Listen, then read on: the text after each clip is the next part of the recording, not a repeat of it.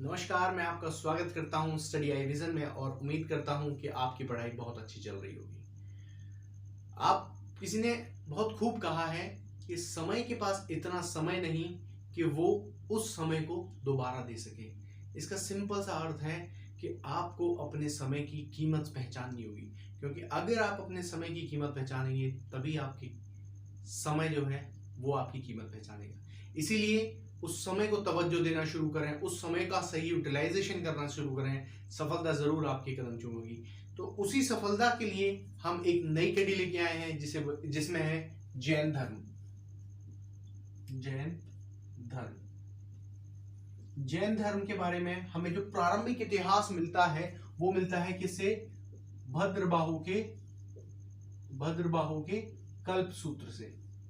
भद्रबाहु के कल्प सूत्र से। ठीक है भाई, क्या जैन धर्म का जो प्रारंभिक इतिहास की जो हमें जानकारी मिलती है वो मिलती है भद्रबाहु के कल्प सूत्र से। क्या मिलता है उसमें बताया है, किसमें? ये कल्प सूत्र में बताया है कि जैन शब्द जो है वो बना है किससे? जिन से। जैन शब्द जो है वो बना किससे है? जिन से। और जिन का क्या अर्थ होता है? जिन का शाब्दिक अर्थ होता है विजेता। शाब्दिक अर्थ होता है विजेता। ठीक है। अब ये कौन सा विजेता है? ये वो विजेता है जिसने अपनी सभी इंद्रियों, सभी मोह माया से मुक्ति पा ली है। यानी कि अब उसने अपनी आत्मा को मोक्ष प्रदान कर दिया है। यानी कि जब व्यक्ति मोक्ष प्राप्त कर लेता है, यानी कि हर एक इंद्रियों पर वश करना हर एक इंद्रियों को अपने वश में कर लेता है, उसे बोलते हैं विजेता। ठीक है भाई। यानी कि जिन शब्द का जो शाब्दिक अर्थ है वो है विजेता। और ये जिन कौन है? जिन यानी कि जो लोग जो जिन होते हैं उन्हें बोलते हैं तीर्थंकर। ठीक है भाई, क्लियर है। और जो इन जिन के अनुयायी होते हैं, अनुयायी, वो क्या कहलाते हैं? वो जैन कहलाते हैं। चीजें इंटरलिंक्ड हैं। ठीक है, थोड़ा सा ध्यान से समझिए। कल्प सूत्र में बताया है जैन के बारे में। जैन शब्द के बारे में, जैन शब्द का मतलब क्या है? जिन से संबंधित है। और जिन का शाब्दिक अर्थ होता है विजेता। और जो जिन के अनुयायी होते हैं उन्हें जैन बोलते हैं। और जो जिन है, जिन किसे बोलते हैं? वो तीर्थंकर को बोलते हैं। अब ये तीर्थंकर क्या है? तीर्थंकर का अर्थ ये है जो व्यक्ति, तीर्थ का मतलब क्या होता है? तीर्थ का मतलब होता है घाट। ठीक है। यानी कि जो व्यक्ति जीवन रूपी घाट यानी कि संसार रूपी मोह माया से मुक्ति प्रदान कर चुका हो, अपनी आत्मा को मुक्ति प्रदान कर चुका हो, और वो कोई ऐसी राह बना दे जो कि दूसरों के लिए बहुत ही ज्यादा सहयोगी और उपयोगी रहे कि वह भी उस रास्ते को प्राप्त कर अपने आप को अपने आप को मोक्ष प्राप्त करा सकता है। तो ऐसी राह को बनाने वाला कहलाता है तीर्थंकर। क्लियर है? ये चीज बिल्कुल स्पष्ट होनी चाहिए आपको। यहां पर जैन धर्म की बात कर रहे हैं तो 24 तीर्थंकर हुए अब तक। यानी कि 24 तीर्थंकरों के बारे में पूरा वर्णन है। हम हर एक के बारे में, हर एक उन तीर्थंकरों के बारे में जानेंगे जो कि हमारे एग्जाम पॉइंट ऑफ व्यू से बहुत ही ज्यादा इंपॉर्टेंट है। तो चलिए चलते हैं और एक एक तीर्थंकर के बारे में शुरू करते हैं। तो सबसे पहले तीर्थंकर के बारे में अगर हम जानते हैं तो सबसे पहले तीर्थंकर रहे ऋषभदेव। यानी कि सबसे पहला अगर क्वेश्चन आता है तो इनमें से कुछ भी आ सकता है। पहला क्वेश्चन ये भी आ सकता है कि पहले तीर्थंकर कौन थे। पता होना चाहिए कि पहले तीर्थंकर कौन थे। पहले तीर्थंकर का जो जन्म हुआ था वो कहां हुआ था? अयोध्या में। ठीक है, ये क्लियर है। चीजें क्लियर होनी चाहिए। ऋषभदेव का जो जन्म हुआ था वो अयोध्या में हुआ था। और ऋषभदेव के बारे में कहां आपको ज्यादा मिलता है? वो मिलता है ऋग्वेद में और यजुर्वेद में। ठीक है भाई, कहां कहां मिलता है? ऋग्वेद और यजुर्वेद में किसकी जानकारी मिलेगी आपको? ऋषभदेव की मिलेगी। क्लियर है। और क्या चीजें हैं इंपॉर्टेंट ऋषभदेव की? ऋषभदेव के कितने पुत्र थे? 100 पुत्र और 2 पुत्रियां। ठीक है भाई, 100 पुत्र और 2 पुत्रियां थी। इंपॉर्टेंट है भाई। ठीक है, ध्यान रखना, इन 100 पुत्रों में से 2 पुत्र बहुत ही ज्यादा जिसे कहते हैं ना, बहुत ही ज्यादा फेमस हुए। उन 2 पुत्रों के नाम बता देते हैं। उनमें से एक पुत्र का नाम था भरत और दूसरे पुत्र का नाम था बाहुबली।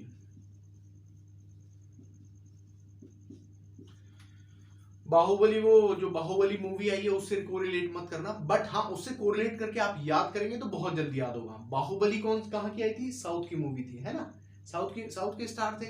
तो ये जो बाहुबली देवता की जो मूर्ति है, वो मूर्ति कहाँ बनाई गई होगी? साउथ में, ठीक है। तो इससे आपको इजीली याद हो जाएगा। इनकी जो सबसे बड़ी मूर्ति है, सबसे बड़ी मूर्ति कहाँ है? कर्नाटका में। कर्नाटका में जो स्थान है उसका नाम क्या है? श्रवण बेल गोला, ठीक है। यानी कि अगर आपसे पूछा जाता है श्रवण गोल बेला में किसकी मूर्ति है, तो वो है बाहुबली की। क्लियर है? बाहुबली के पिता का नाम क्या था? वो थे ऋषभदेव। ऋषभदेव कौन थे? ऋषभदेव तीर्थंकर थे, पहले तीर्थंकर थे। अब इन्होंने जो अपनी क्या प्राप्त करी? इन्होंने जो अपना मोक्ष प्राप्त किया। मोक्ष प्राप्त कहां पे किया था? इन्होंने मोक्ष प्राप्त किया कैलाश पर्वत पे। कैलाश पर्वत पे बहुत बड़ी बात है, बहुत बड़ी बात है। कैलाश पर्वत पे माउंट एवरेस्ट जो है सबसे ऊंचा पीक माना जाता है। माउंट एवरेस्ट सबसे ऊंचा पीक माना जाता है। कैलाश उससे नीचे है। कैलाश पे किसने चढ़ाई करी अभी तक? किसी ने नहीं। क्यों नहीं कर पाया? अब आप खोजिए क्यों नहीं कर पाया, ठीक है। परंतु उस समय कैलाश पर्वत पर इन्होंने मोक्ष की प्राप्ति करी। और मोक्ष, एक चीज और ध्यान रखना, मोक्ष के बारे में जैन धर्म में कहीं भी चर्चा नहीं है। मोक्ष के बारे में जैन धर्म में कहीं भी चर्चा नहीं है। मोक्ष के स्थान पर एक शब्द का इस्तेमाल किया है, उसे बोलते हैं कैवल्य। कैवल्य, कैवल्य शब्द का इस्तेमाल किया है। किसके स्थान पर? मोक्ष के स्थान पर। कहीं भी कैवल्य का स्थान, कहीं भी अगर कैवल्य शब्द का आगे यूज होगा तो आप ये समझ जाएंगे कि भाई ये जो कैवल्य है उसका अर्थ है मोक्ष को प्राप्त करना। क्लियर है? ठीक है। तो भद्रभाव ऋषभदेव के बारे में एटलीस्ट इतनी चीजें आपको पता होनी चाहिए, क्योंकि वो एग्जाम पॉइंट ऑफ व्यू से बहुत ही ज्यादा इंपॉर्टेंट हो जाती है, ठीक है। इसके साथ साथ बहुत सारे प्रतीक चिन्हों के बारे में भी इसमें चर्चा है। तो अगर हम ऋषभदेव के प्रतीक चिन्ह की बात करें, प्रतीक चिन्ह की बात करें तो इनका था बैल। प्रतीक चिन्ह था इनका बैल या फिर सांड। कई बार बैल दे देगा, कई बार सांड दे देगा। यानी कि आपको मतलब टॉप आपका वो क्लियर होना चाहिए, कॉन्सेप्ट क्लियर होना चाहिए कि भाई चीज क्या है, ठीक है। क्लियर है? ऋषभदेव के बारे में एटलीस्ट इतनी चीजें आपको पता होनी चाहिए। कौन से नंबर के तीर्थंकर थे? पहले तीर्थंकर थे। कहां उन्हें मोक्ष की प्राप्ति हुई? तो आपको पता होना चाहिए कैलाश पर्वतमाला पे प्राप्ति हुई। कौन से वंश से संबंधित थे? वंश के बारे में इक्ष्वाकु वंश के थे, ठीक है भाई। क्लियर है? ये चीजें आपको एग्जाम पॉइंट ऑफ व्यू से बहुत ही ज्यादा इंपॉर्टेंट है और पता भी होनी चाहिए, ठीक है। ऋषभदेव के बारे में मैंने आपको बता दिया।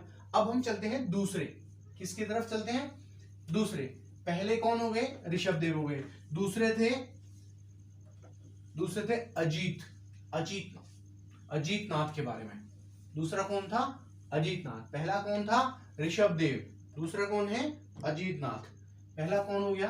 पहले के बारे में मैंने आपको बताया, पहला ऋषभदेव। दूसरे कौन है? अजीतनाथ जी, ठीक है। तीसरे कौन है? संभवनाथ जी। चौथे कौन है बताओ? याद होनी चाहिए थोड़े, क्योंकि कभी कभी इनमें से स्टार्टिंग में से किसी से पूछ भी सकता है। अभिनंदन नाथ जी, संभवनाथ जी, अभिनंदन नाथ जी, ठीक है। इसके अलावा भी अगर हम हर एक के बारे में चर्चा करेंगे तो बहुत ज्यादा टाइम हो जाएगा, लेंथी हो जाएगा। तो हम क्या करेंगे, हम सिर्फ इंपॉर्टेंट कुछ के बारे में चर्चा करेंगे। हर एक के बारे में चर्चा करना एग्जाम पॉइंट ऑफ व्यू से आपके पास भी समय कम है, और अगर मैं सभी के बारे में डिस्क्राइब करूंगा तो बहुत लंबा समय भी लग जाएगा। सभी के अपने अपने प्रमुख योगदान रहे हैं, पर हम कुछ के बारे में चर्चा करेंगे, जैसे कि हम इन 1 2 3 के बारे में चर्चा करेंगे। उसके बाद जो हमारे पास बहुत ज्यादा इंपॉर्टेंट है उनके बारे में चर्चा करेंगे। 21, 22, 23, 24वीं, यानी कि आपसे पूछ सकता है 21वें तीर्थंकर कौन थे। आपको पता होना चाहिए कि 21वें तीर्थंकर कौन थे। तो 21वें तीर्थंकर थे नेमिनाथ जी, ठीक है। अरिष्ट नेमी जी, ठीक है। इसके बाद पार्श्वनाथ जी, और उसके बाद महावीर स्वामी।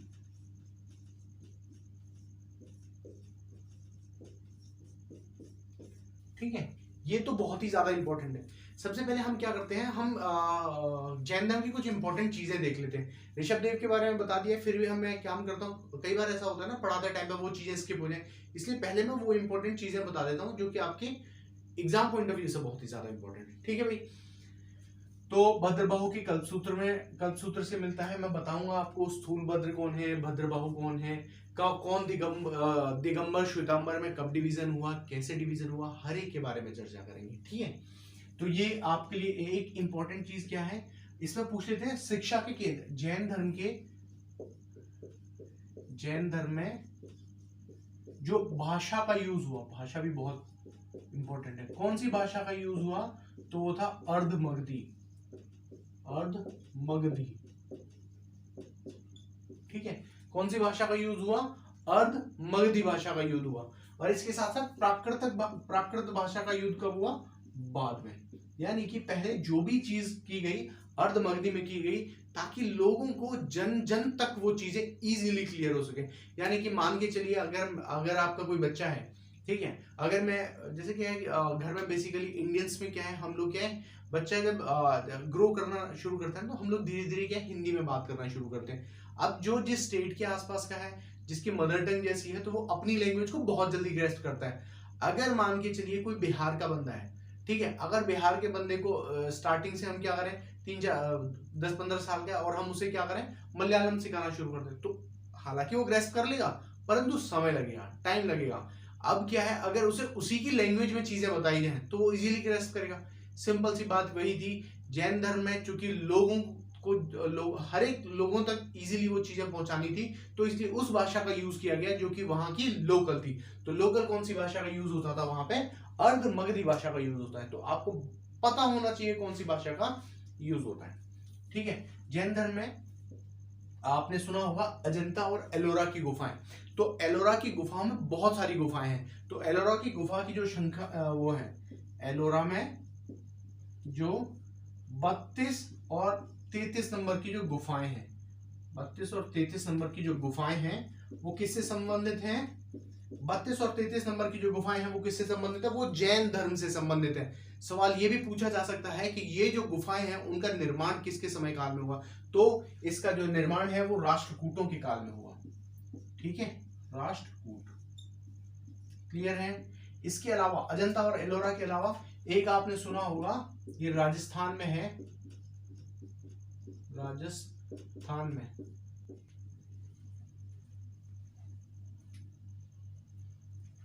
राजस्थान के दिलवाड़ा,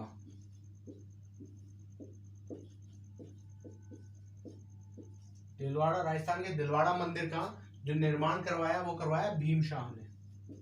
ठीक है, भीम शाह ने, क्लियर है। ठीक है जी, ये चीज भी आपको पता होनी चाहिए। इसके साथ साथ और क्या चीज है, जैन धर्म इस चीज को मानता है कि जो पुनर्जन्म वाली व्यवस्था है उस चीज को मानता है। यानी कि आपके द्वारा हमने जो इस योनि में जो जन्म लिया है, हमारे जन्म में हमारे द्वारा भोगे जा रहे सुख व दुख का जो कारण है वो पिछला जन्म है, या फिर हमारे द्वारा की जाने वाली हर एक जो क्रियाकलाप है उनसे संबंधित है कि हम अगले जन्म में जन्म लेंगे या नहीं लेंगे। क्लियर है। एक और चीज, जैन धर्म इस चीज पे बहुत ज्यादा मानते हैं कि जो व्यक्ति है व्यक्ति को पूरा पूरा रास्ता दिया हुआ है कि वो अपने मोक्ष को प्राप्त कर सके। मोक्ष को प्राप्त करने के लिए बहुत सारे तरीके हैं, परंतु उसे अपने आप को थोड़ा सा अलग करना होगा। उसके लिए उन्होंने जो शिक्षाएं दी हैं वो अलग अलग तरह की शिक्षाएं दी हैं। उन शिक्षाओं के बारे में भी चर्चा कर लेते हैं। तो चर्चा करने से पहले ये मैं आपको बता चुका हूं एलोरा की गुफाओं के बारे में और राजस्थान दिलवाड़ा के बारे में। और इसके अलावा ये मानते हैं कि भाई धर्म के बारे में मैंने आपको बता ही दिया कि भाई ये पुनर्जन्म में विश्वास रखते हैं। ईश्वर को मानते हैं, परंतु ईश्वर को माना जाता है कि वो जिन से नीचे है। यानी कि ईश्वर को जिन से नीचे माना है। जिन से नीचे माना है। जिन से नीचे का मतलब क्या है? जिन से नीचे का मतलब है जिसने कैवल्य की प्राप्ति कर ली है। ईश्वर है जरूर, परंतु कैवल्य से नीचे है। अगर कहीं ये लिखा है कि ईश्वर ही सृष्टि करता है, ईश्वर ने ही सृष्टि को निर्माण करवाया, तो जैन धर्म इस चीज को बिल्कुल नहीं मानता। जैन धर्म का मानना है कि अगर ईश्वर है तो वो जिन से नीचे है। क्लियर है? ये चीज समझ में आ गई होगी। इसके अलावा एक चीज मैं आपको बताना भूल गया ऋषभ देव के बारे में। ऋषभ देव को कई जगह अलग अलग नाम से भी जाना जाता है। यानी कि ऋषभ देव को कहीं कहीं आदिनाथ भी कहा है।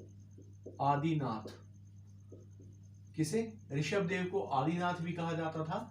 ऋषभ देव को ही राजस्थान में एक अन्य नाम से भी जानते थे।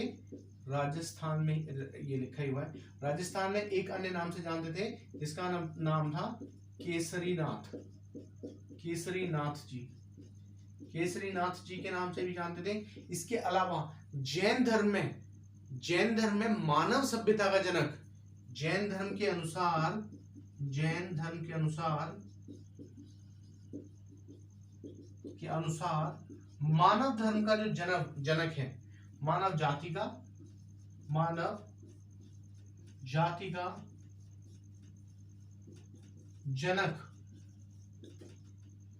किसे बोलते थे?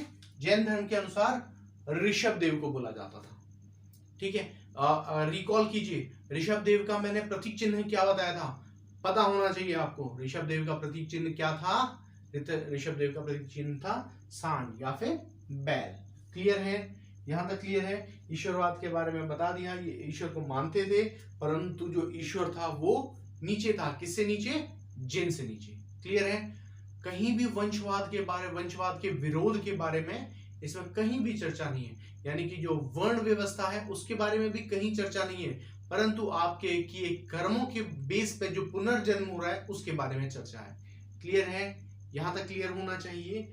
ठीक है, चलते हैं अगले की तरफ। ये मैंने आपको बता दिया है। अब चलते हैं, अब जो इंपॉर्टेंट हमसे पूछ लेता है कई बार, उनके बारे में चलते हैं, है ना? चलिए, तो हमसे सवाल पूछे जाते हैं, सबसे ज्यादा सवाल पूछे जाते हैं वो है पार्श्वनाथ जी और महावीर स्वामी जी से। ठीक है, ऐसा पूछ लेगा इसमें कि पहले तीर्थंकर कौन थे, पूछ लेगा 23वें तीर्थंकर कौन थे, 24वें कौन थे और 22वें कौन थे। तो जो मेन में लेके चल रहे हैं 23वें के बारे में बात करेंगे। अब हम 23वें तीर्थंकर जो थे वो थे पार्श्वनाथ जी। ठीक है जी, पार्श्वनाथ जी का जन्म कहाँ हुआ? जन्म माना जाता है कि इनका वाराणसी। ठीक है भाई, वाराणसी में हुआ। ठीक है, वाराणसी। ठीक है, और इनके पिता का नाम था अश्वसेन। ठीक है, अच्छा, ऋषभ देव को जैसे हमने प्रतीक चिन्ह क्या दिया था? ऋषभ देव का प्रतीक चिन्ह मैंने आपको बताया था, क्या था? बैल कह सकते हो या सांड कह सकते हो। अजीतनाथ जी का क्या था? हाथी। प्रतीक चिन्ह अजीतनाथ जी का क्या था? हाथी। संभवनाथ जी का क्या था? घोड़ा। ठीक है, हाथी हो गया, इनका हो गया घोड़ा। अब इसी तरह अगले का भी आप याद करें। देखें, एक बार थोड़ा सा सर्च करेंगे। अगर मैं ही हर चीज बता दूंगा तो आप बिल्कुल सर्च नहीं करेंगे, तो थोड़ा सा सर्च करें, इंपॉर्टेंट चीजों के बारे में, इंपॉर्टेंट के बारे में पढ़ें। इस बार आप मेरे को बताएंगे अभिनंदन नाथ जी का क्या था, ठीक है, बताएंगे नेमिनाथ जी का क्या था, अरिस्टोनोमी का क्या था। मैं आपको कुछ के बताते चलूंगा, जैसे कि मैंने आपको इनका बताया, ठीक है। अब हम बात करें पार्श्वनाथ जी की। जन्म हुआ वाराणसी में, पिता का नाम था अश्वसेन, और इनको जो क्या बोलते हैं उसे, ज्ञान कैवल्य की जो प्राप्ति हुई थी, किसकी, कैवल्य की जो प्राप्ति हुई थी, वो कहां हुई थी, वो हुई थी सम्मेद पर्वत पर, ठीक है भाई, सम्मेद पर्वत पर, क्लियर है। कैवल्य की प्राप्ति किसे हुई थी, पार्श्वनाथ जी को हुई थी, कहां पे, कैवल्य पर्वत पर। इन्होंने आपको इनकी शिक्षाओं में क्या थे, शिक्षाओं में इन्होंने कुछ चीजों पर बहुत ही ज्यादा फोकस किया। सबसे पहला सत्य, दूसरा अहिंसा, तीसरा सत्य हो गया, अस्तेय,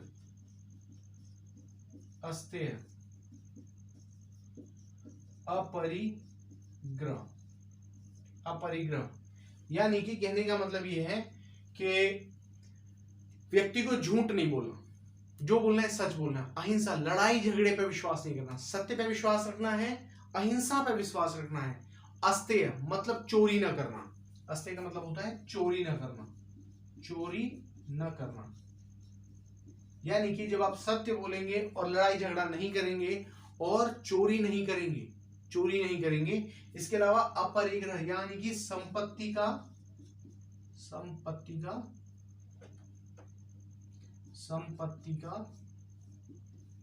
अधिग्रहण कह सकते हो, या संपत्ति को इकट्ठा करना कह सकते हो। यानी कि जब आप ये सारी चीजें नहीं करोगे, सत्य बोलोगे, अहिंसा नहीं करोगे, अस्तेय यानी कि चोरी नहीं करोगे, और किसी भी तरह की संपत्ति का अधिग्रहण नहीं करोगे, तो आप प्रयास कर रहे हो अपने शरीर और आत्मा के बीच में जो मोक्ष यानी कैवल्य का जो रास्ता है, उस रास्ते को अपनाने की कोशिश कर रहे हैं, ठीक है। जैन धर्म में क्या बड़ी बड़ी बहुत सारी चीजों के बारे में चर्चा है। यह भी बताया हुआ है कि भाई ऐसा भी नहीं बोला कि भाई आप बिल्कुल नास्तिक हैं तो आप किसी सही चीज की तरफ नहीं सोचेंगे, बिल्कुल आस्तिक हैं, बिल्कुल भगवान के प्रति इतने डेडिकेटेड हैं तो आप दूसरी चीजों के बारे में नहीं सोचेंगे। यानी कि ये एक समन्वय बनाया हुआ है। यानी कि इनके बीच में क्या है, स्याद्वाद एवं अनेकांतवाद, ये फॉलो करते हैं किसे, स्याद्वाद एवं अनेकांतवाद को। यानी कि कहने का मतलब ये नहीं कि ठीक है मैं सही हूं, मेरा कहने का ये मतलब नहीं है कि अगर मैं सही हूं तो दूसरा सही नहीं हो सकता, हमें उसकी भी बात सुननी है, क्या पता वह भी सही हो, ठीक है। ऐसा नहीं है कि अगर हम नास्तिक हैं तो हम आस्तिक की बात बिल्कुल ही नेग्लेक्ट कर देंगे, और ऐसा नहीं है अगर हम आस्तिक हैं तो हम सिर्फ नास्तिक की बात नेग्लेक्ट करें। यानी कि हमें एक ऐसा रास्ता चुनना है जिसमें कि हमें इन चीजों के बारे में पता हो, क्या पता ये भी सही है और क्या पता ये भी, यानी कि दोनों का इतना अच्छा समन्वय लेके चलना है कि आप इस संसार रूपी माया जाल से मुक्ति प्रदान कर लें, अपने आप को, अपनी आत्मा को बंधन रहित कर लें, और अपने आप को, अपने शरीर, अपनी आत्मा को मुक्ति प्रदान करें, कैवल्य तक पहुंचा दें। यानी कि मूल मंत्र अगर जैन धर्म का अगर आपसे पूछेंगे तो जैन धर्म का मूल मंत्र ही सिर्फ ये है, किसी भी तरह सांसारिक बंधनों से अपने आप को मुक्ति प्रदान करना, ठीक है। पार्श्वनाथ जी ने अपनी शिक्षाओं, 4 शिक्षाओं में सिर्फ यही चीज बताई है, किसी तरह आप अपनी आत्मा को अपने आप से मुक्त कर दें, ठीक है, बंधन रहित कर दें, और जिन यानी कि निग्रंथ हो जाएं, ठीक है। इसके अलावा अपने वीर हो जाए, मतलब अलग अलग चीजें कहलाई हैं, वो बताएंगे हम आपको अभी, ठीक है। तो ये चीजें, इसके अलावा क्या बोलते हैं आपको, ये जैन धर्म में त्रिरत्न के बारे में भी चर्चा है। त्रिरत्न बहुत इंपॉर्टेंट, कई बार पूछ लेता है कि जैन धर्म से संबंधित उन 3 रत्नों के बारे में बताइए। ऑप्शन में दे देगा, 3 चीज दे देगा, 3 अलग दे देगा, 3 और अलग दे देगा, तो आपको ये पता होना चाहिए किन 3 चीजों के बारे में चर्चा की गई है। तो इसमें त्रिरत्नों में बताया है सम्यक ज्ञान, सम्यक दर्शन,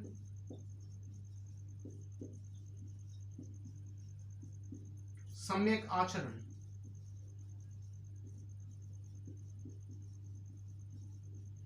यानी कि ज्ञान, आपको ज्ञान की प्राप्ति के लिए हर एक संभव प्रयास करना है अपनी तरफ। और ज्ञान की प्राप्ति कैसे होगी? ऐसा नहीं है कि भाई मैं किसी से झूठ बोल रहा हूं, जो चीज है जेन्युइन बोल रहे हैं, सत्य पे ही टिकी हुई है आपकी ज्यादातर चीजें। तो सम्यक ज्ञान यानी कि सही ज्ञान आपको प्राप्त करना होगा। सम्यक दर्शन, जिस भी चीज को आप फॉलो कर रहे हैं वो बिल्कुल डेडिकेटेडली होनी चाहिए, करेक्ट होनी चाहिए और फोकस्ड, आप उसके प्रति बिल्कुल बहुत ज्यादा फोकस्ड होनी चाहिए। सम्यक आचरण, आपका आचरण किस तरह का है। ऐसा नहीं होना चाहिए कि भाई मेरा आचरण इतना गंदा है कि भाई मैं दूसरे आपसी दो लोगों के आपस में लड़ाई करवा दूं, भिड़वा दूं, ठीक है, और कोई ऐसा काम करूं जिससे कि भाई मेरे पास संपत्ति ज्यादा से ज्यादा अर्जित हो जाए। बिल्कुल नहीं। हमें क्या है, इन चीजों को फॉलो करना है। हमारा ज्ञान अच्छा होना चाहिए, हमारा दर्शन अच्छा होना चाहिए और हमारा आचरण इतना अच्छा होना चाहिए कि हम अपनी आत्मा को फाइनली मोक्ष की प्राप्ति करवा सकें। यहां तक आपको चीजें समझ में आ रही हैं? ठीक है। अभी हम इन्हीं की बात कर रहे थे। पार्श्वनाथ जी के बारे में। जन्म हुआ वाराणसी में, पिता का नाम अश्वसेन था, कैवल्य की प्राप्ति हुई सम्मेद पर्वत पर लगभग 100 वर्ष की आयु में। 100 वर्ष की आयु में इन्हें ये कैवल्य की प्राप्ति हुई थी। क्लियर है? ये चीज आपको बिल्कुल क्लियर होनी चाहिए, कोई डाउट नहीं होना चाहिए। ठीक है। इसके बाद हम बात कर लेते हैं महावीर स्वामी जी की। महावीर स्वामी की यहां से शुरू कर देते हैं। 24वां बहुत इंपॉर्टेंट, सबसे इंपॉर्टेंट आप अगर आप कहेंगे तो हम बात करें महावीर स्वामी की। महावीर स्वामी की एनसीईआरटी की ओल्ड बुक्स को अगर आप स्टडी करेंगे तो ओल्ड बुक की स्टडी से इनकी जन्म का जो कार्यकाल है लगभग 540 बीसी के आसपास का, 540 बीसी बताया गया है। कहीं कहीं बहुत सारी बुक्स में 599 बीसी भी बताया गया है। बट आप लोगों से दरख्वास्त है कि अगर पेपर में ऑप्शन में अगर ये दोनों लिखे होते हैं 540 और 599, वैसे तो इस तरह की गलती होगी नहीं। अगर इस तरह का होता है तो आप 540 बीसी पे मार के आएंगे, जिससे कि जो कि ओल्ड एनसीईआरटी की किताब के हिसाब से बिल्कुल करेक्ट है। ठीक है। इनका जो जन्म हुआ वो वैशाली में हुआ। वैशाली में कहाँ पे? कुंडल ग्राम नामक जगह पर, कुंडल ग्राम। ठीक है। इनके पिता का नाम क्या था? बहुत इंपॉर्टेंट है। पिता का नाम क्या था? पिता का नाम था सिद्धार्थ। ठीक है। पिता कौन से कुल से थे? ज्ञात्र कुल से। थे।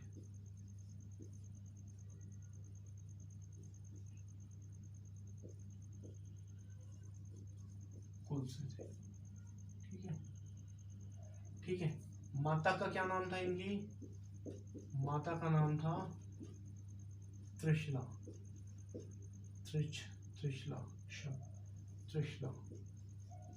ठीक है। ये थी लिच्छवी के राजा,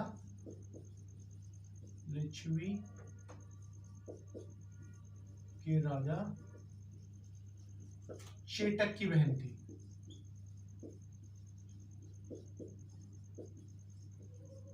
लिच्छवी के राजा चेटक की बहन थी। ठीक है। यानी कि 500 ये महावीर स्वामी के जो माता पिता थे वो क्या है, पार्श्वनाथ जी को बहुत मानते थे। यानी कि इनके एक तरह से कह सकते हैं इनके अनुयायी थे वो।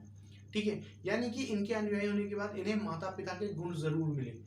ठीक है। बचपन में इनके भविष्य के बारे में पूछा था किसी योगी से, तो उन्हें बताया या तो यह बहुत ही बड़ा चक्रवर्ती सम्राट बनेगा या बहुत बड़ा योगी बनेगा। इनके बारे में एक कथा प्रचलित है कि ये चीजें पता कहाँ से चलती? तो ये चीजें पता चलती है आचारांग सूत्र और कल्प सूत्र में। इनका बहुत ही अच्छा रोमांच, मतलब हर एक चीज के बारे में वर्णन किया हुआ है, जीवन चरित्र टाइप का बताया हुआ है किसका? ये महावीर स्वामी का। ठीक है। और हर एक चीज के बारे में पूरी डिटेल में बताया हुआ है कि किस तरह इन्होंने मोक्ष की प्राप्ति करी और क्या कुछ इनके साथ में घटित हुआ। जैसे कि ये इनके माता पिता थे। एक छोटा सा एग्जाम्पल देता हूँ। 30 वर्ष की आयु तक क्या है, इनकी शादी कर दी थी। 30 वर्ष की आयु तक इनकी शादी कर दी थी। किसने की थी? माता और पिता ने। ठीक है। माता त्रिशला और पिता सिद्धार्थ दोनों की 30 वर्ष की आयु, जब ये 30 वर्ष की आयु तक पहुंचे तब तक इनके माता पिता की मृत्यु हो चुकी थी। ठीक है। इससे महावीर स्वामी की पत्नी का नाम था यशोदा। ठीक है, ये मिटा देता हूं। पत्नी का नाम था यशोदा, ये भी मिटा देता हूं। ठीक है, पत्नी के नाम था यशोदा, और इनकी पत्नी से जन्मी, यानी कि महावीर स्वामी और इनकी पत्नी यशोदा से जन्मी एक पुत्री थी। इनकी पुत्री का नाम था प्रियदर्शना।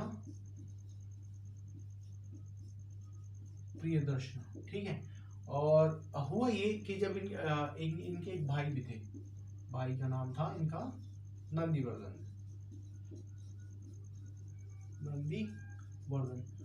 होता क्या है कि जब ये बचपन में चीजों के बारे में समझ रहे होते हैं, तो ये जब इनके साथ में सभी को बिठाया जाता, तो ये क्या है, वहां से हटके एक एकांत में जाके बैठ जाते थे। किसकी बात कर रहा हूँ मैं? महावीर स्वामी की बात कर रहा हूँ। ये एकांत में जाकर बैठ जाते थे।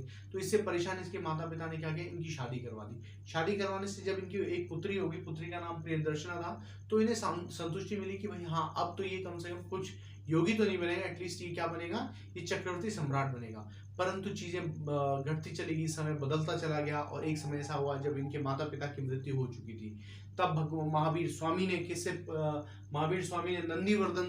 नंदीवर्धन से आज्ञा ली और कहा कि भाई मैं एकांत में जाना चाहता हूँ, मैं तपस्या करना चाहता हूँ। तो नंदीवर्धन ने इन्हें इसकी अनुमति दी और कहा कि भाई ठीक है, आप जाओ और अपनी तपस्या करें। तो ये 30 वर्ष की आयु में इन्होंने घर त्याग दिया, और 30 से लेके 12 वर्ष की कठोर तपस्या करी। कितने वर्ष की कठोर तपस्या करी? 12 वर्ष की। अब यहाँ पे इंपॉर्टेंट चीजें आ जाएंगी भाई। 12 वर्ष की कठोर तपस्या, 12 वर्ष की कठोर तपस्या करी। ठीक है, कठोर तपस्या करी, तपस्या। अब जो ये इसके बारे में कहा वर्णन है, मैंने आपको बताया किसमें, अचारांग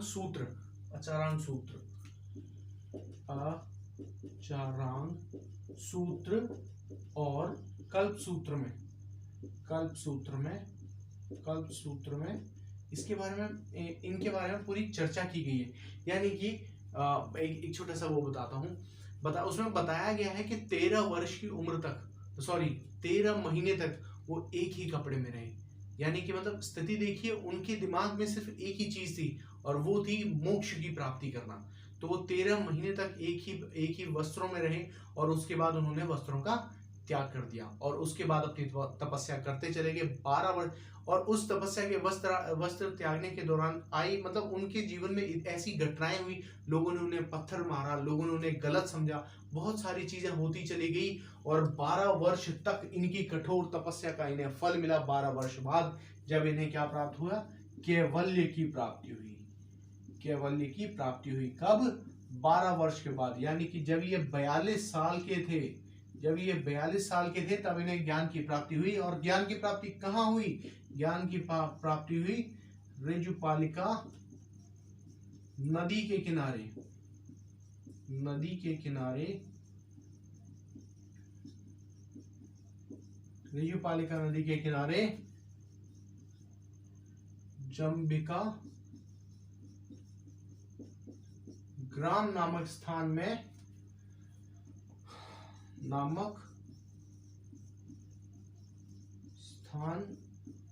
के निकट साल के वृक्ष के नीचे।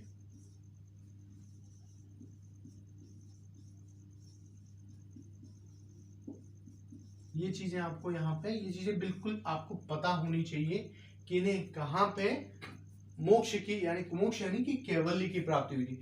अब जब इन्हें कैवल्य की प्राप्ति होगी तो इन्हें कई अन्य नामों से भी जाना गया। यानी कि ये पहले कौन थे? पहले इनका नाम क्या था? महावीर स्वामी का वर्धमान नाम था। वर्धमान नाम था। कब की बात कर रहे हैं? बात कर रहे हैं बचपन की। बचपन में महावीर स्वामी का नाम क्या था? वर्धमान। परंतु जब इन्होंने कैवल्य प्राप्त कर लिया तो इन्हें कैवलिन के नाम से भी जाने लगा। कैवलिन का अर्थ होता है जिसने मोक्ष को प्राप्त कर लिया। ठीक है, जिसने अपनी इंद्रियों को जीत लिया हुआ।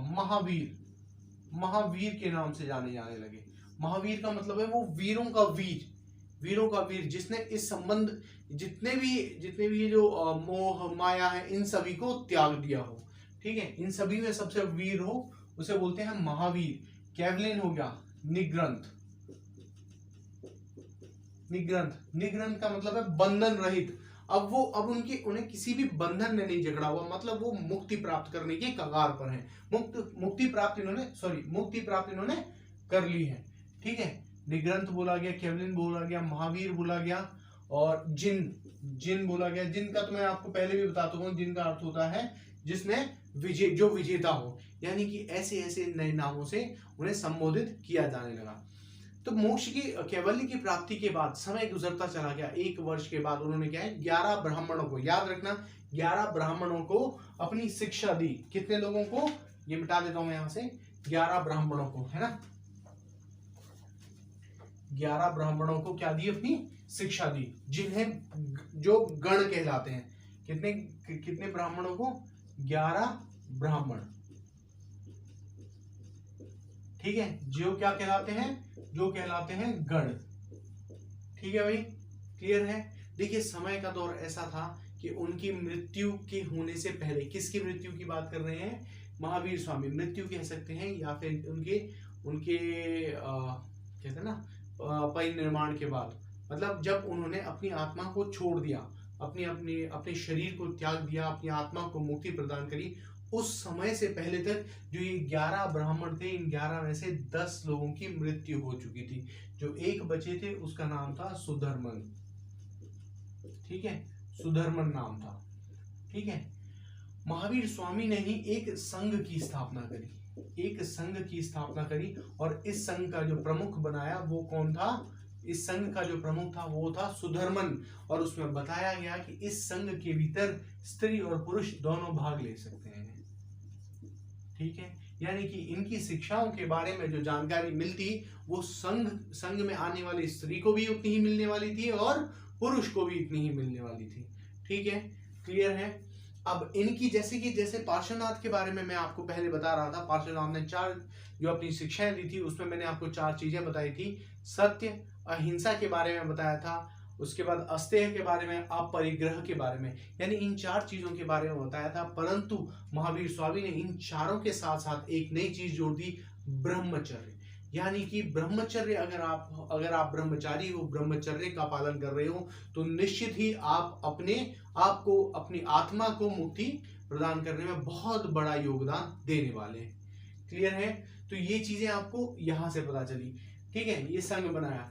अब सवाल जो एग्जाम होता है, उस एग्जाम में क्या पूछा जाता है, जो जैन साहित्य है, जैन साहित्य को क्या कहते हैं, जैन साहित्य को क्या कहा जाता है, साहित्य को क्या कहते हैं, तो आपको पता होना चाहिए। जैन साहित्य को हम आगम कहते हैं। क्या कहते हैं, आगम कहते हैं, आगम। अब ये आगम के बारे में बात कर लेते हैं। आगम में है क्या क्या चीजें, तो इसमें 12 अंगों के बारे में, 12 अंग हैं इसमें। ठीक है, 12 ही उपांग हैं। जैसे बताया ना, वेद, कितने वेद बताए थे, 6 वेद बताए थे, 4 वेद बताए थे। उसके बाद उपवेद बताए थे, है ना, 4 वेद बताए थे, ऋग्वेद, यजुर्वेद, अथर्ववेद और ऋग्वेद, यजुर्वेद, धनुर्वेद और अथर्ववेद। धनुर्वेद था क्या, धनुर्वेद था, ऋग्वेद था, यजुर्वेद था, सामवेद था, अथर्ववेद था। धनुर्वेद था क्या, धनुर्वेद उपवेद में आता है। क्लियर है, यहां तक मुझे लगता है कोई डाउट होना चाहिए। अच्छा, हम साहित्य की बात कर रहे थे, इसमें आगम थे। इन आगम में 12 अंग लिए गए थे। 12 अंगों के साथ साथ 12 उपांगों के बारे में चर्चा की गई थी, और इसके साथ साथ 10 प्रकीर्ण थे। प्रकीर्ण कह सकते हो आप, परिशिष्ट की तरह, मतलब जैसे एक अपेंडिक्स की तरह थे। ठीक है, कितने, 10 परिशिष्ट थे। परिशिष्ट कह लो, या फिर आप उन्हें प्रकीर्ण कह लो, या अपेंडिक्स कह सकते हो आपसे। ठीक है, 6 छंद, 6 छेद सूत्र के, छेद सूत्र के बारे में बताया। 6 छेद सूत्र थे, और 4 जो हैं इसमें, 4 जो हैं इसमें 6 छेद सूत्र हो गए। 4 आपके मूल सूत्र थे। ठीक है, क्लियर है, यहां तक क्लियर होना चाहिए आपको। ठीक है, ये चीजें मैंने आपको बता दी। अभी हम जब जब बहुत जैन धर्म में महावीर स्वामी को ज्ञान प्राप्त हो गया तो इन्होंने संगतियां करी। संगति का मतलब ये होता है अपनी शिक्षाएं दूसरों तक पहुंचाई। उन शिक्षाओं में क्या हुआ, कहाँ वो संगति हुई, सवाल ये पूछ लेता है। पहली संगति कहाँ हुई, आपको पता होनी चाहिए पहली संगति कहाँ होती, दिमाग मतलब बहुत तेज दौड़ाना है, पाटलिपुत्र में होती। दूसरी संगति कहाँ हुई थी, पता होना चाहिए वल्लभी में हुई थी। वल्लभी कहाँ पड़ता है, गुजरात में पड़ता है। तो मैं आपको दोनों चीजों के बारे में बता देता हूँ। इनकी संगति काफी हुई है। हम बेसिकली इंपॉर्टेंट संगतियों के बारे में चर्चा करते हैं। पहली संगति के बारे में चर्चा कर लेते हैं, पहली संगति कहाँ हुई थी। दूसरी संगति के बारे में चर्चा कर लेते हैं, क्या कुछ इंपॉर्टेंट रहा इनकी संगतियों में। अच्छा, महावीर स्वामी के बारे में कई बार महावीर स्वामी के प्रतीक चिन्ह के बारे में पूछ लेता है। तो महावीर स्वामी का जो प्रतीक चिन्ह था क्या था, सिंह। महावीर स्वामी का जो प्रतीक चिन्ह था वो क्या था, सिंह था। महावीर स्वामी से पहले कौन थे, पार्श्वनाथ। पार्श्वनाथ का प्रतीक चिन्ह क्या था, सर्प। पार्श्वनाथ का प्रतीक चिन्ह क्या था, सर्प। अरिष्टनोमी, ठीक है, अरिष्टनेमी थे ना, अरिष्टनेमी, उनका क्या था आप पढ़ के बताइएगा, शंख।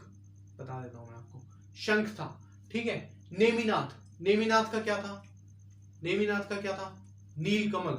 तो मतलब इस तरह ये चीजें हैं, आपको याद होनी चाहिए, थोड़ा बहुत पता होना चाहिए। अगर पूछ लेगा नेमिनाथ का क्या होता, पता चलेगा नीलकंठ, गलत। नीलकंठ कदे नहीं मार के आना, नीलकमल, क्योंकि रिलेटेड रहता है ना, नीलकंठ नीलकमल, तो उसमें ध्यान रखना है, नीलकमल मार के आना है। क्लियर है। ऐसे अगर पूछ लेगा पार्श्वनाथ का क्या था, पता होना चाहिए सर्प। ऋषभदेव का क्या होता, ऋषभदेव का पता होना चाहिए सांड, ठीक है। इसके अलावा आपसे पूछ लेगा कि अजीतनाथ जी का क्या था, तो हाथी, ठीक है। संभवनाथ जी का क्या था, घोड़ा। चीजें पता होनी चाहिए, ठीक है। तो हम इसके बारे में, ये जैन साहित्य के बारे में पता कर लिया था हमने। तो हम इसके बारे में पता कर रहे थे कि यहाँ पे संगतियों के बारे में बता रहे थे, है ना। जैन संगति कितनी हुई, जैन संगति बहुत हुई थी। जैन संगति में मेन इंपॉर्टेंट संगति के बारे में पढ़ लेते हैं, ठीक है। लगभग 300 BC के आसपास जो संगति हुई जैन धर्म की, वो हुई थी कहाँ, वो हुई थी पाटलिपुत्र में।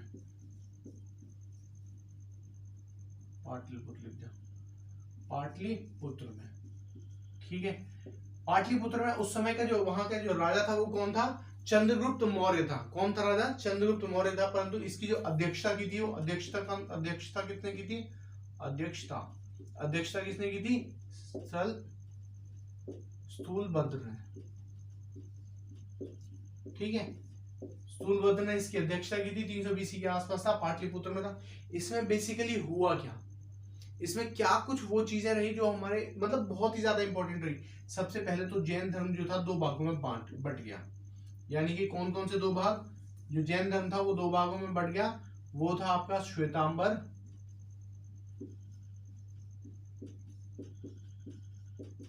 और दिगंबर।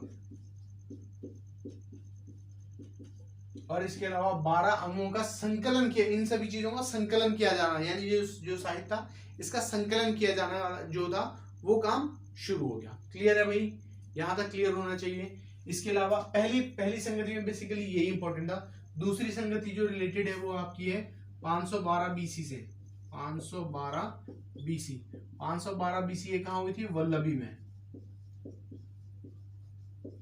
ठीक है। वल्लभी में कहां हुई थी, वल्लभी कहां पर है आपको पता होना चाहिए, वल्लभी गुजरात में है, ठीक है। अब इनके अध्यक्ष कौन थे, अध्यक्ष थे देवाधिर श्रवण, ठीक है, इनके अध्यक्ष थे। क्लियर है। और इसमें इंपॉर्टेंट क्या है, इसमें इंपॉर्टेंट क्या एक्चुअली इन जितने भी आपके ये साहित्य थे बाकी सभी चीजों का संकलन किया जाने लगा, ठीक है। तो इंपॉर्टेंट ये है कि क्या वल्लभी में कोई 512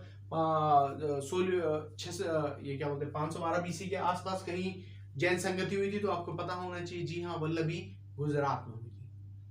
क्लियर है, ये चीज बिल्कुल आपको क्लियर होनी चाहिए। महावीर स्वामी ने पंच महाव्रत, ऐसा सवाल ऐसा पूछेगा, पंच महाव्रत बताइए।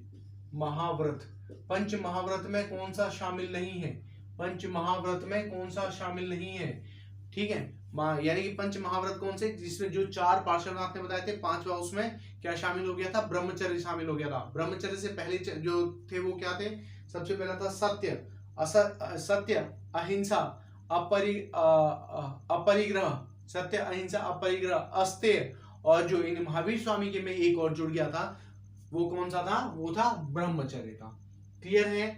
बिल्कुल, ये सारी चीजें आपको क्लियर होनी चाहिए। इसके अलावा हाँ, अभी ये क्या है, दो भागों में बढ़ गया, श्वेतांबर में बढ़ गया और दिगंबर में बढ़ गया। श्वेतांबर कौन थे? श्वेतांबर वो थे जो सफेद वस्त्र धारण करते थे, ये सफेद वस्त्र धारण करते थे, वस्त्र, ठीक है। और दिगंबर क्या थे? दिगंबर नग्न रहते थे।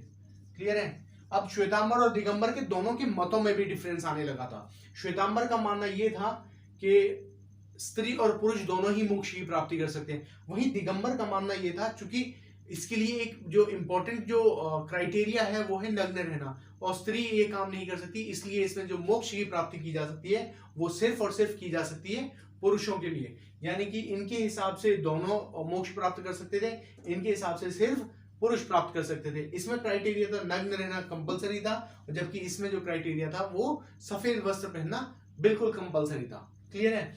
श्वेतांबर में एक और इंपॉर्टेंट चीज थी, श्वेतांबर में क्या है, जैसे क्या स्थूलभद्र थे, ठीक है, स्थूलभद्र और क्या नाम था उसका, दिगंबर। स्थूलभद्र कौन से थे? जो श्वेतांबर थे वो स्थूलभद्र में, ये स्थूलभद्र इससे संबंधित है, स्थूलभद्र, ठीक है। भद्रबाहु जो थे, श्वेतांबर और दिगंबर के बारे में बात चल रही थी। श्वेतांबर के बारे में मैंने आपको बताया था वो सफेद वस्त्र पहनते थे, दिगंबर के बारे में बताया था मैंने वो नग्न रहते थे। यानी कि इनकी फिलोसफी ये थी, सफेद वस्त्र पहनने के बाद ही मतलब अपनी कार्रवाई को आगे करेंगे, और जबकि इनका मानना यह था कि हमारा जो आकाश है वही हमारे वस्त्र हैं, इसलिए ये नग्न रहते थे। इसमें स्त्रियों के बारे में साफ मना कर रखा है कि स्त्रियों को मोक्ष की इसके माध्यम से प्राप्ति नहीं हो सकती, और श्वेतांबर में बताया गया है कि स्त्री और पुरुष दोनों इसके माध्यम से अपनी मोक्ष की प्राप्ति कर सकते हैं। दो चीजों के बारे में और चर्चा की गई है, संलेखना और संथारा के बारे में। संलेखना का अर्थ होता है कि आप संलेखना में क्या करेंगे, आप मतलब उपवास करना शुरू करेंगे, कंटिन्यू उपवास के माध्यम से अपने शरीर का त्याग करेंगे, यानी कि अपनी आत्मा को उपवास के माध्यम से मुक्त करेंगे, ठीक है। और अगर हम बात करें संथारा की, संथारा में थोड़ा सा सिचुएशन थोड़ा सा चेंज हो जाती है।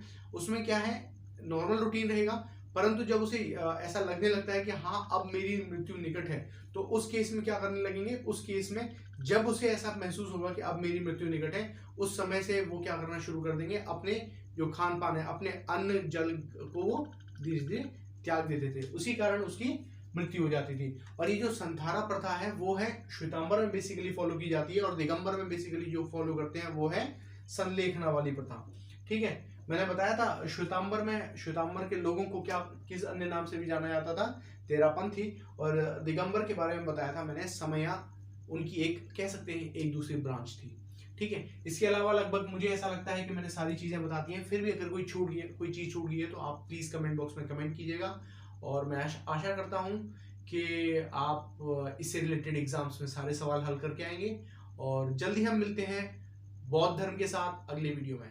जय हिंद।